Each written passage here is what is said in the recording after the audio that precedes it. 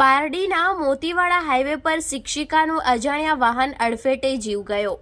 Pardi Motiwada highway પર વાપી ચણોદ ખાતે શિક્ષિકા તરીકે ફરજ બજાવતી મહિલાની મોપેડને અજાણ્યા વાહન ચાલકે ટક્કર મારતા મોત નીપજ્યું હતું। પારડી અભિનવ પાર્ક ખાતે રહેતી પાયલ રાધાકૃષ્ણ દત્તા રાબેતા મુજબ વાપી ચણોદ ખાતે શિક્ષિકાની ફરજ બજાવવા મોપેડ નંબર GJ15DQ 5552 ઉપર જઈ રહી હતી, જે દરમિયાન Motiwada national highway number 48 SR petrol pump સામે વલસાડથી વાપી જતા ટ્રેક ઉપર અજાણ્યા વાહન ચાલકે પૂર ઝડપે હંકારી લાવી શિક્ષિકાને અડફેટે લેતા અકસ્માત સર્જાયો હતો, જેની જાણ આસપાસના લોકોને થતા સ્થળ ઉપર આવી પહોંચી 108 એમ્બ્યુલન્સને જાણ કરી હતી। ઘટનાની જાણ થતાં શિક્ષિકાનો પરિવાર પારડી CHC હોસ્પિટલ ખાતે દોડી આવ્યો હતો, જ્યાં તેને ગંભીર ઈજાને પગલે મોત નીપજ્યું હતું।